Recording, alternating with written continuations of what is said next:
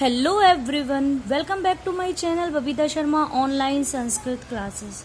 तो बच्चों, आज हम कक्षा 10 का पाठ लखनवी अंदाज के प्रश्न उत्तर करेंगे।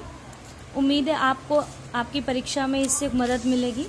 पहला प्रश्न है, लेखक को नवाब साहब के किन हाव भावों से महसूस हुआ कि वे उनसे बातचीत करने के लिए तनिक भी उत्सुक नहीं है। तो इसका उत्तर इस प्रकार आप लिखेंगे कि नवाब साहब ट्रेन के सेकंड क्लास के डिब्बे में सफर करने के लिए बैठे थे। लेखक के अचानक डिब्बे में प्रवेश करने से नवाब साहब की आंखों में एकांत चिंतन में खलल पड़ने का असंतोष दिखाई दिया। उन्होंने लेखक को देखकर भी अनदेखा कर दिया और बेचैन होकर खिड़की के बाहर झांकने लगे। उन्होंने लेखक की तरफ देखा भी नहीं और ना ही बातचीत करने में कोई उत्सुकता दिखाई। लेखक को स्वयं के प्रति नवाब साहब की उदासीनता का आभास हुआ और लेखक ने भी उनसे बात करने में तनिक भी उत्सुकता नहीं दिखाई। प्रश्न 2, नवाब साहब ने बहुत ही यत्न से खीरा काटा, नमक मिर्च बुरका, अंततः सूंघ कर ही खिड़की से बाहर फेंक दिया। उन्होंने ऐसा क्यों किया होगा? उनका ऐसा करना उनके कैसे स्वभाव को इंगित करता है? तो ट्रेन के सेकंड क्लास में बैठे नवाब साहब अपनी नवाबी शानो शौकत दिखाने लगे। नवाब साहब ने बहुत ही यत्न से खीरा काटा, नमक मिर्च बुरका, अंततः सूंघकर ही खिड़की से बाहर फेंक दिया।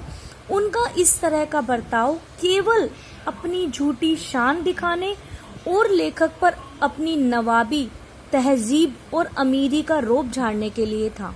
नवाब साहब लेखक को ये जताना चाहते थे कि खीरे को सूंघना मात्र ही काफी है।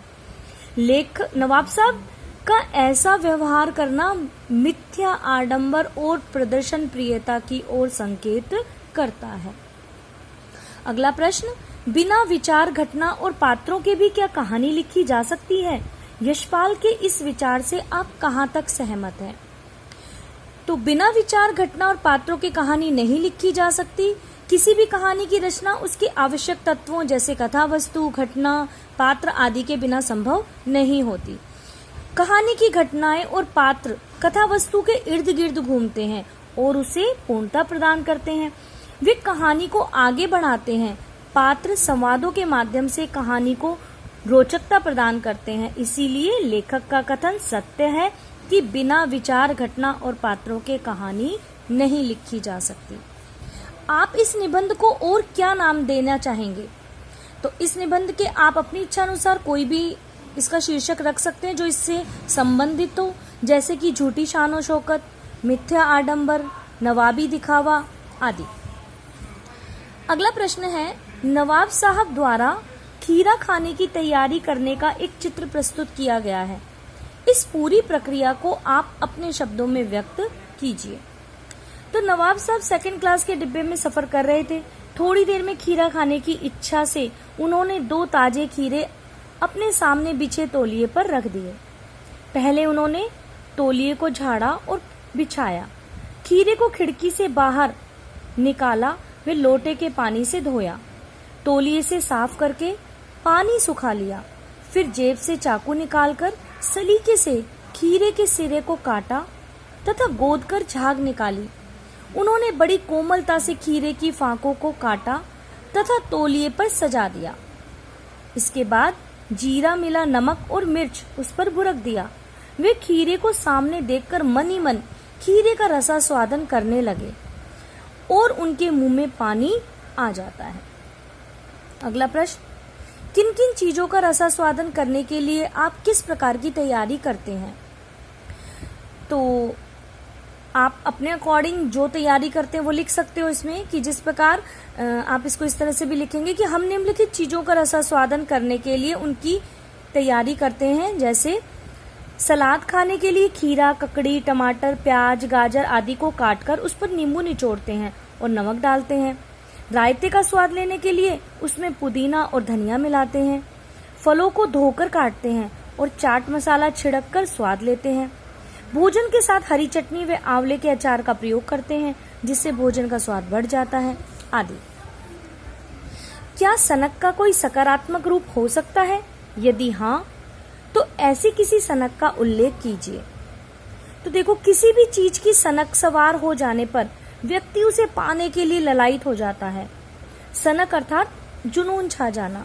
जब किसी को कुछ पाने की धुन सवार हो जाती है तो वह उसे पाने के लिए उसके पीछे हाथ धोकर लग जाते हैं।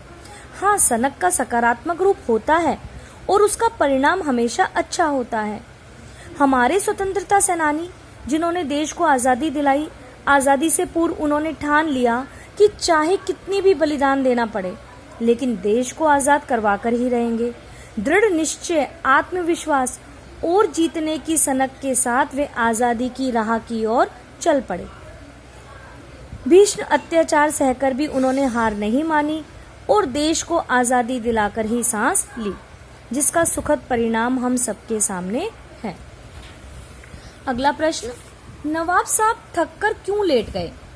लखनवी अंदाज पाठ के आधार पर बताइए। खीरे काटने की प्रक्रिया से नवाब साहब थक गए थे। उन्होंने बड़े ही यत्न से खीरे को धोया, पोंछा, गोदकर झाग निकाला, छीला व काटकर फांके तैयार की। फांके काटने के पश्चात नमक, जीरा, मिर्च की सुर्खी बुरक दी और उसे खाने योग्य बनाया। उस संपूर्ण प्रक्रिया को करके वे थक गए और लेट गए। अगला प्रश्न, खीरे की फांकों को देखकर नवाब साहब का मुंह प्लावित क्यों हो रहा था? नवाब साहब ट्रेन के सेकंड क्लास के डिब्बे में एकांत में यात्रा कर रहे थे। वे एकांत में खीरा खाना चाहते थे। उन्होंने लखनवी रेलवे स्टेशन से ताजे खीरे खरीद लिए। नवाब साहब ने खीरे को धोने के पश्चात काटा और उसकी फांके बनाई। फांके बनाकर उस पर नमक, जीरा व मिर्च की सुर्खी बुरका दी। तब उन्होंने खीरे की पनियाती फांकों पर मिर्च, जीरा मिला नमक छिड़का तो स्वाद की कल्पना से उनका मुंह प्लावित होने लगा। अगला प्रश्न, लखनवी अंदाज नामक व्यंग रचना में लेखक क्या संदेश देना चाहते हैं? तो इस व्यंग रचना के माध्यम से लेखक दिखावे की प्रकृति पर कटाक्ष करना चाहते हैं। लेखक दिखावेपूर्ण व्यवहार तथा दिखावटी जीवन शैली पर प्रहार करता है और वास्तविक जीवन जीने के लिए प्रेरित करता है। वर्तमान में पहले वाले नवाबों की तरह नवाब नहीं है और न ही उनके पास नवाबी है। आजकल के नवाब सनक भरा व्यवहार करके केवल कोरा दिखावा करते हैं।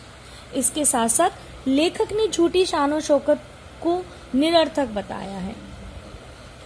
अगला प्रश्न है, नवाब साहब द्वारा सेकंड क्लास में यात्रा करने के क्या क्या कारण हो सकते हैं? अपने अनुमान से लिखिए। तो देखो, इसके कई कारण थे। नवाब साहब द्वारा सेकंड क्लास में यात्रा करने के कुछ प्रमुख कारण इस प्रकार हैं। संभवतः नवाब साहब झूठी शान या दिखावे के लिए सेकंड क्लास में यात्रा कर रहे हों और वास्तव में उनकी आर्थिक स्थिति अच्छी ना हो। दूसरा, वे भीड़ से बचने के लिए सेकंड क्लास में यात्रा करना चाहते हों। नेक्स्ट, वे एकांत में सफर करना चाहते हों। और अगला है, लोगों की भीड़ से बचना और महंगा टिकट ना खरीद पाना। इन दोनों के बीच का मार्ग है सेकंड क्लास में यात्रा करना। तो इसके लिए शायद यही कारण रहा होगा। अब देखो, यहाँ पर आप कंफ्यूज हो जाते हो। ये जो प्रश्न है इसमें पूछा नवाब साहब द्वारा सेकंड क्लास में यात्रा करने के क्या कारण हैं। एक प्रश्न बनता है कि लेखक के द्वारा सेकंड क्लास में यात्रा करने के क्या कारण हो सकते हैं।